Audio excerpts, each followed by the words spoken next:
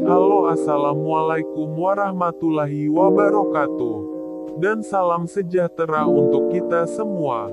Perkenalkan, di sini kami dari kelompok 2 akan menjelaskan tentang pemeriksaan kolesterol, di mana pemeriksaan kolesterolnya yaitu TG, HDL dan juga LDL.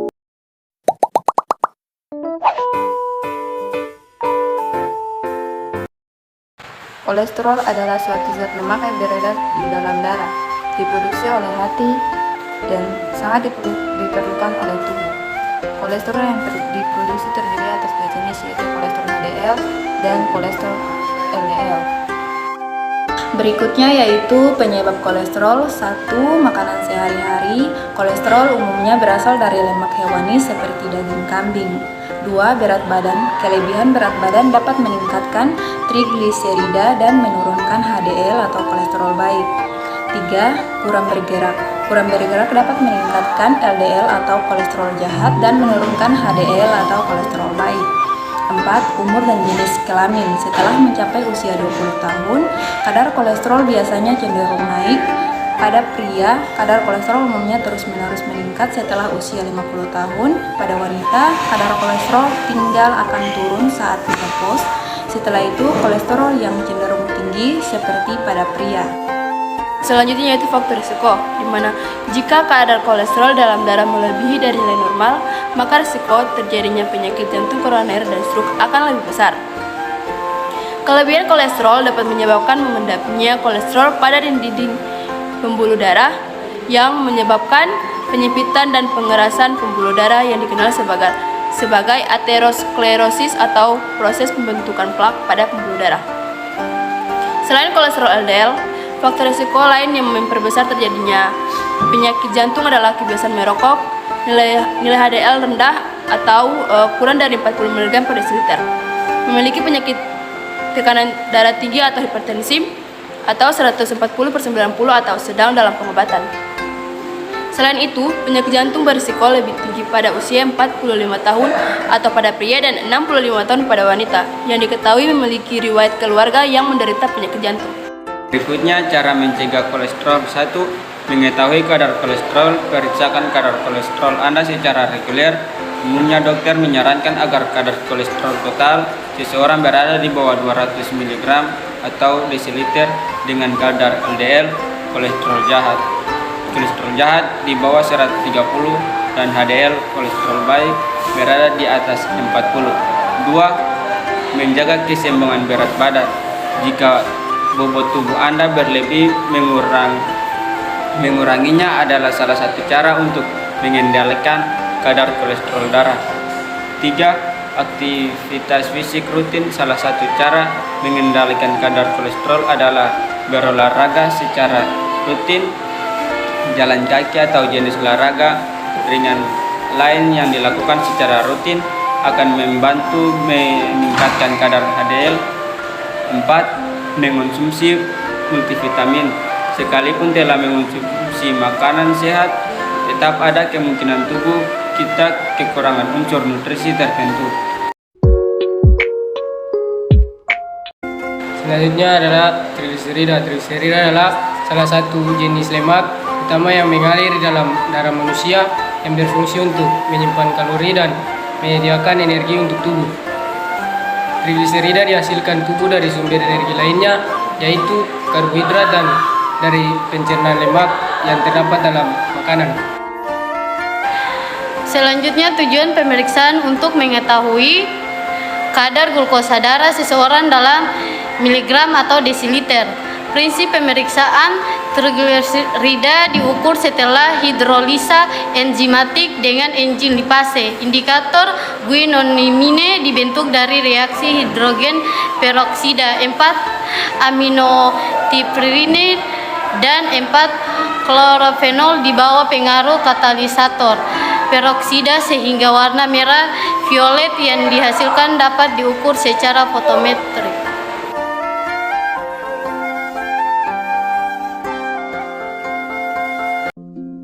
Pertama, tahap analitik, di mana untuk tahap analitik ini dilakukan pengambilan darah pada pasien. Setelah dilakukan pengambilan darah kepada pasien, kemudian sampel darah tersebut disentrifus pada kecepatan 3000 rpm selama 5 menit. Selanjutnya, pada tahap analitik, pipet reagen blanko sebanyak 1000 mikron dan masukkan ke dalam tabung reaksi. Selanjutnya, pipet larutan standar sebanyak 10 mikron dan masukkan ke dalam tabung reaksi selanjutnya.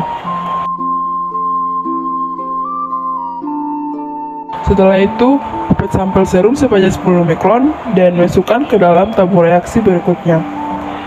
Selanjutnya, kemudian tambahkan 1000 mikron reagen blanko dan masukkan ke dalam tabung reaksi yang sudah berisi sampel serum dan juga larutan standar. Setelah itu, diinkubasi selama 10 menit pada suhu 20-25 derajat Celcius dan membaca absorbansi setelah selesai inkubasi dengan spektrofotometer dengan panjang gelombang 546 nanometer. Selanjutnya pemeriksaan HDL. Untuk definisinya, pemeriksaan kolesterol HDL merupakan pemeriksaan darah yang mengukur konsentrasi kolesterol HDL dalam darah. High density lipoprotein seringkali disebut sebagai kolesterol baik karena bertugas untuk membawa kelebihan kolesterol yang tertinggal di pembuluh darah lalu membawanya ke hati untuk diproses lebih lanjut. Untuk tujuan pemeriksanya sendiri itu untuk mengetahui kadar HDL kolesterol dalam darah pasien. Nah, untuk prinsip pemeriksaan, serum ditambahkan presipitan, kemudian disentrifugasi. LDL dan VLDL kolesterol diendapkan, sedangkan HDL kolesterol tetap dalam supranatan. Dan kadarnya dapat ditentukan dengan CHOD PAP. Pipet 50 mikroliter reagen HDL, masukkan ke dalam tabung reaksi. Setelah itu, pipet 500 mikroliter serum dan masukkan ke dalam tabung reaksi yang berisi reagen HDL, homogenkan. Setelah itu inkubasi selama 10 menit.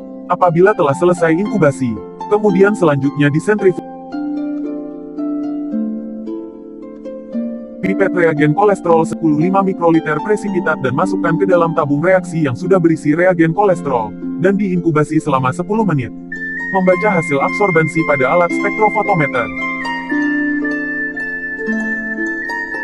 Berikutnya pemeriksaan LDL. Pemeriksaan LDL biasa disebut sebagai kolesterol jahat karena berperan dalam proses penimbunan lemak pada pembuluh darah.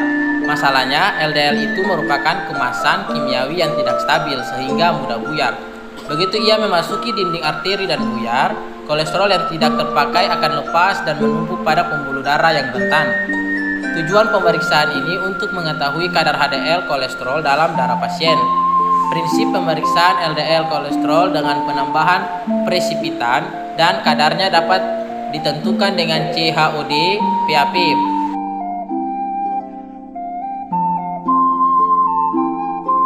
Pipet 25 mikroliter Aquades ke dalam reagen kalibrator, homogenkan. Setelah itu pipet 600 mikroliter reagen LDL ke dalam tabung reaksi atau R1 pada tabung label C dan T. Lalu, tambahkan 5 mikroliter reagen kalibrator dan masukkan ke dalam tabung label C, dan dihomogenkan. Kemudian pipet 5 mikroliter sampel serum dan masukkan ke dalam tabung label T, dan dihomogenkan. Diinkubasi selama 5 menit dengan suhu 37 derajat Celcius.